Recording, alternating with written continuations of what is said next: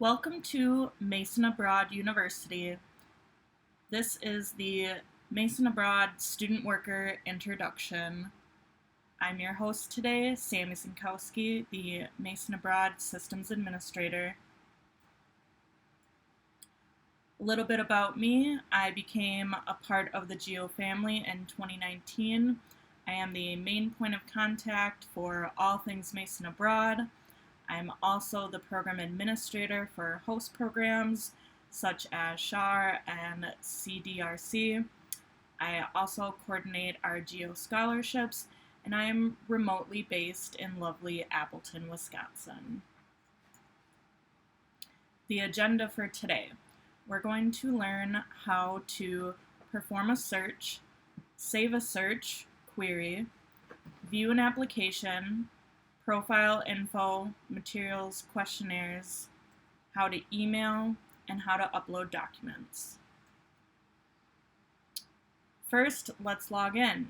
We're going to go to masonabroad.gmu.edu to log in.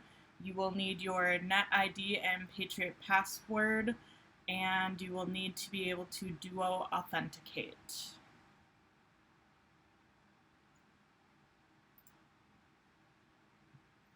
Like I said, you're going to want to navigate to studyabroad.gmu.edu or masonabroad.gmu.edu. Both will get you to the same place. We're going to click on this yellow login button. And then if you're logging in as yourself, you'll click on the Mason NetID login and log in with your NetID and Patriot Pass and duo authenticate. For the sake of the demonstration, I'm going to log in as a non-Mason user with the Go Abroad account, which all of you student workers can certainly use. The username is goabroad@gmu.edu, and I will share the password with you offline.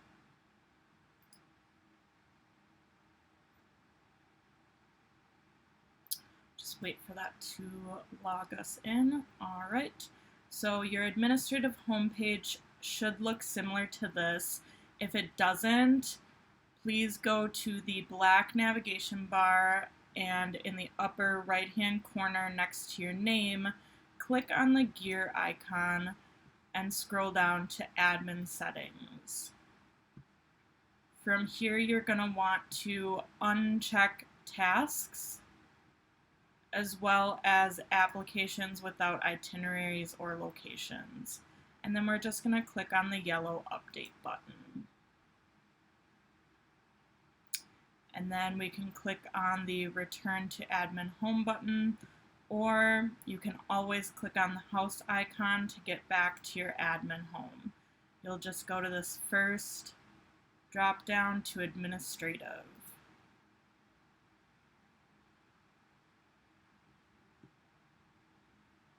And now we are back at the administrative home. We're going to perform a simple search for the demonstration. For this, we're just going to go to the Applicants tab and go down to Search. So let me get back to MasonAbroad. So from here, again, Applicants, Search. From here, you can search by an applicant's name, the program name, program term, or even their G number. If you're looking for a withdrawn application, you will need to check Include Withdrawn Applications.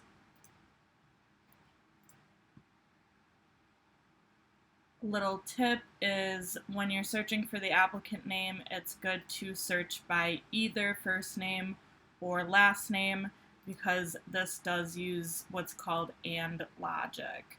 Same for the program name. You want to use one simple keyword. You can see a few of mine here: Gateway, Internships, Incoming, Carter, Rwanda, Law, for example. So for this demonstration, I'm going to go to the program terms, and I'm going to find spring semester 2023. For the program name, I'm just going to type in Dublin because that's one of our global gateway locations. And then I'm going to click on the search button. As you can see, there are no applicants for spring 2023 yet. Let's go to spring semester 2022. All right, that looks a little bit better. From here, we can group our view by program name, location, status, and term. When I'm working with one term, I usually group these by the program name. As you can see, for Gateway, we have two separate sections here. And now I'm going to save my search. So at the very bottom, you have this area called Save Search Query. I'm going to give it a name. You can use whatever naming convention is familiar to you. I'm going to do SP22 GG Dublin. And then I'm going to click on Save Search. And now you can see that that search query is now available underneath your queries and reports.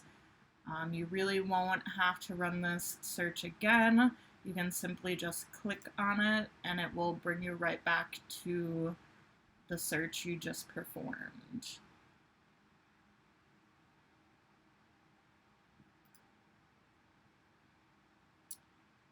So we just reviewed how to save a search. Again, anytime you do a search, to save it, you just gotta pop in a name for that save search query and click on Save Search. Again, those queries will show up underneath your queries and reports. Now we're gonna get into viewing an applicant. So when you open up an application, it will look similar to this. From the search that you ran, I am just going to go back and do an applicant search. I'm going to search for myself because I have a few different applications in here.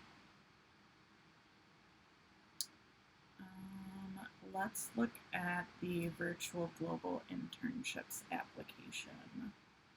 So from here, you can see my name, the program, my status.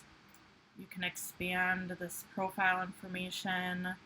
It will, if there's a G number, which most likely there is, because you'll be working for the majority with internal Mason users, we do include a G number in this drop down, but you can see my mobile number and my academic year and so forth. So we are going to look at the profile button, questionnaires, materials, documents, and so forth.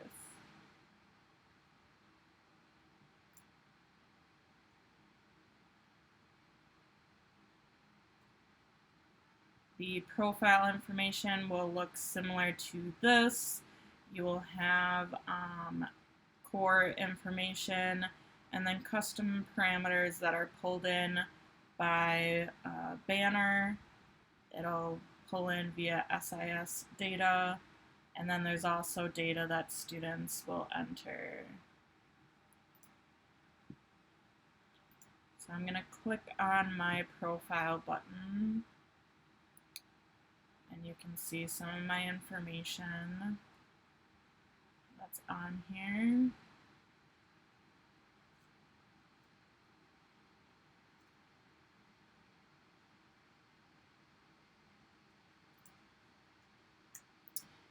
Next, we're going to look at email.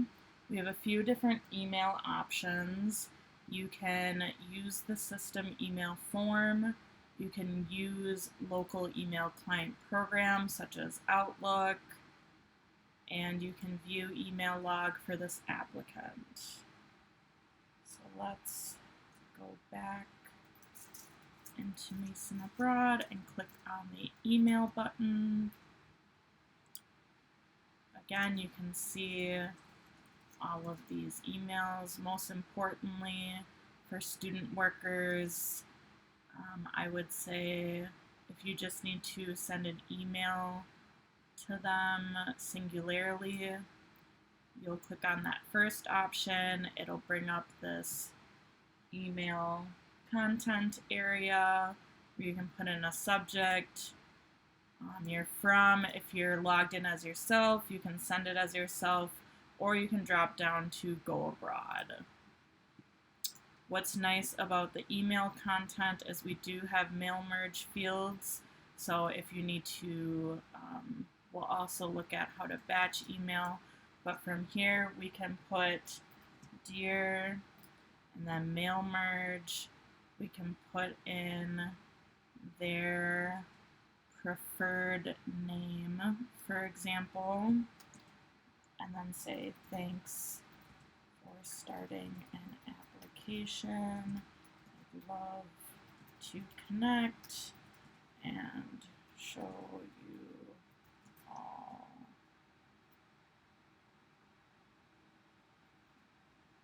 of your application items.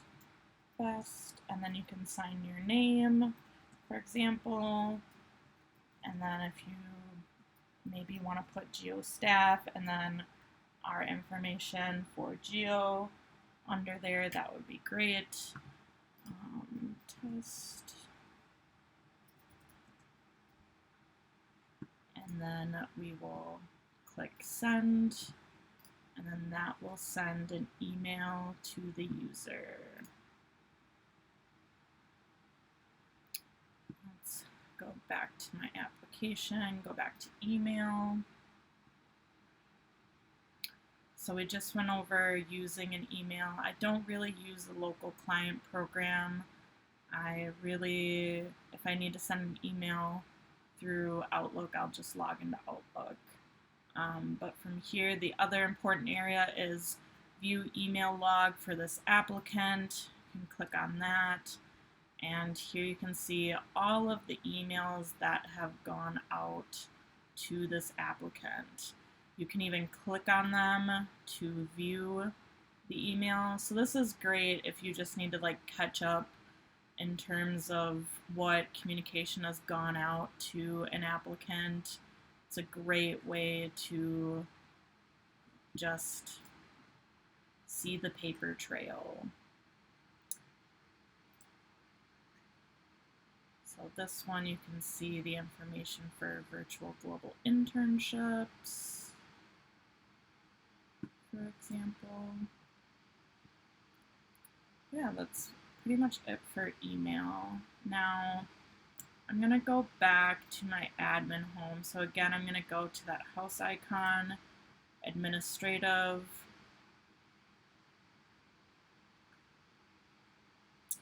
and I'm going to go to my queries and reports and open up that SP22GG Dublin apps. From here, if you are working with a program administrator and they say, hey, I want you to email all the Global Gateway applicants that went to Dublin for spring semester 2022. So you already have your list.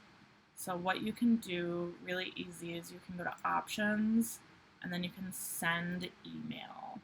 This is a great way to send bulk emails all at once. Again, you can send from Go Abroad.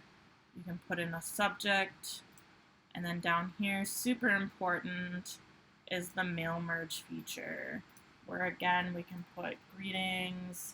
You can also make this general and say greetings from Geo, or you can again do that mail merge first name, and then whatever context you need. We often use, it can pull the application cycle, the application deadline, and trying to think of other information that you may need. There's program name, etc. So all of those will customize to the applicant and the program, their unique deadline and application cycle. So you don't have to send single emails one after the other. You can just send one big batch email. And then once you're done, you can click on send. We're not going to do that because these are active current applicants. But yeah, that's how you can batch send emails. I'm going to go back to applicant search and find myself again and open up that virtual global internship summer application. And now we're going to look at questionnaires. As you can see, with all these content areas, such as questionnaires, there will be phases in green blocks. So for example, pre-decision, we have pre-decision, post-decision, and then you may even see abroad and return E application phases. What these phases mean are, for example, if an applicant is under review, they can only see pre-decision items. Once an application is accepted, they will be able to see post-decision documents. Once an applicant's itinerary starts, they'll be able to see well abroad items, and then once an applicant's itinerary ends, they will be able to see returnee items. So let's go into my application. Again, we're going to click on this questionnaires button, and then you can see, for example, all the questionnaires that need to be completed for this specific applicant. If these items are in plain text, such as this one, the academic credit request form, it means that it has not been submitted. If this were submitted, for example,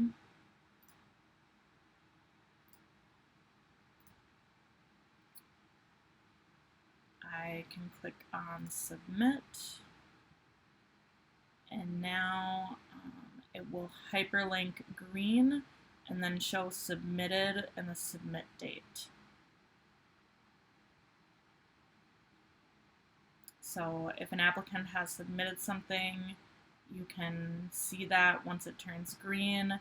If an applicant needs their application or their questionnaire reopened, you can click on the circle with arrows icon to unreceive.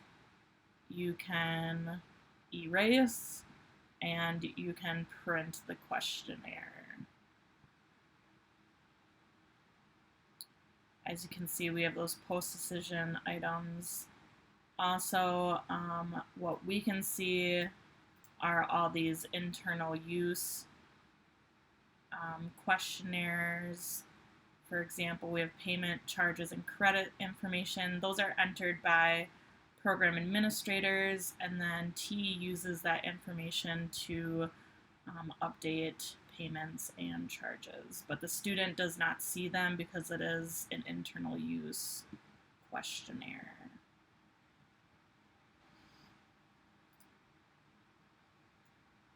Next, we're going to look at materials. Very similar to questionnaires, we have the green blocks that separate the application phases.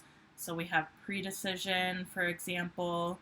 You'll see material submissions. Those are any materials that are payment materials, such as submit application deposit, and anything that requires a hard copy material. We also have signature documents. These are documents that students will open and digitally sign. Once they are digitally signed, it will be checked off as received, and then under the notes, it will show you when it was digitally signed. So in my application, we are now going to go to materials. And as you can see, I have my pre-decision, material submissions, signature documents, and then I have my post-decision, material submissions, and signature documents. For example, if I am an applicant, I would click to open this. It has information. I would read through this, and then I would digitally sign this. And then it will check off that it's been received. For the sake of the demonstration, I'm going to check this off for myself. Click Save All. And now you can see that the material was signed on 9/1/22 by Go Abroad. If you need to add notes, you can always add notes. If you want to send an email to the applicant, notifying them that something's been checked off, this defaults to be checked. If you don't want to notify the applicant, you can uncheck.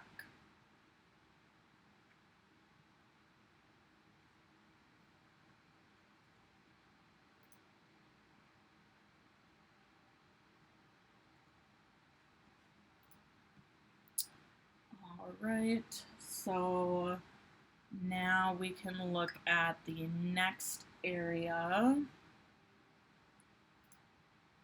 which is uploading documents. So we're going to go to the Documents button, and if there are any documents, it will show up under Attached Documents.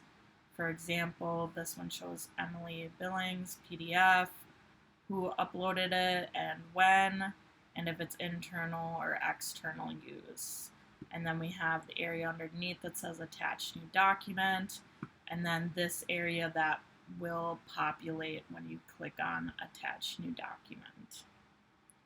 So let's go back in to my application, and we will click on the Documents tab.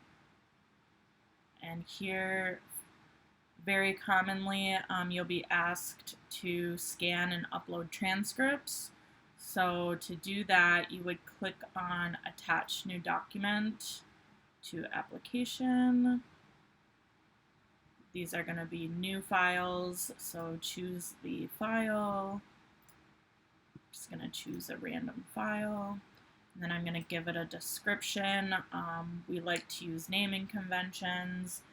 Mine is simply last name, comma, first name, space, dash, space, and then what it is. So for example, if I'm doing DCU transcripts, I'm just going to label it DCU transcript.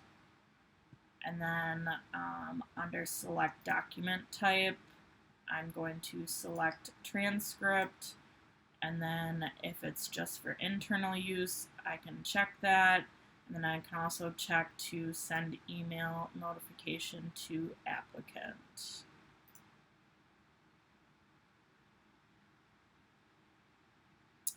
And there you can see the document has been attached.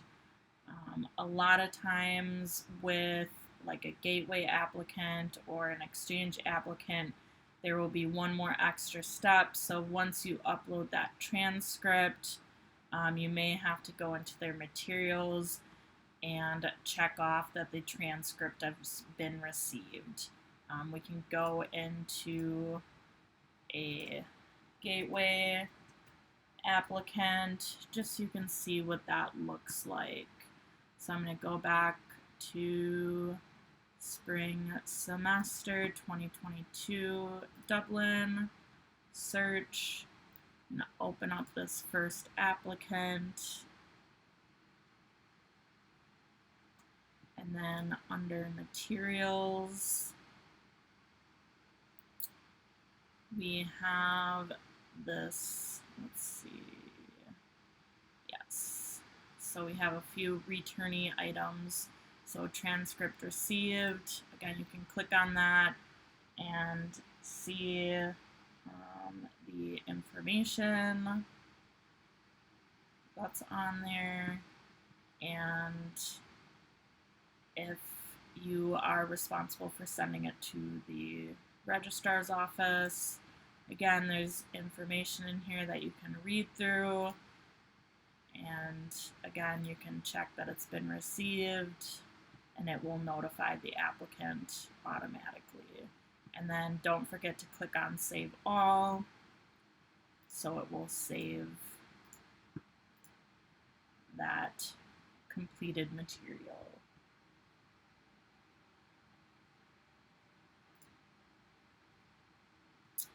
And that is it. That's your quick rundown for student workers in Mason Abroad. Thanks for tuning in. I'd love to connect. You can reach me via email at ssonkows@gmu.edu, and on Teams you can find me under Samantha Sinkowski. Again, if you have any questions, please feel free to reach out, and thanks for tuning in.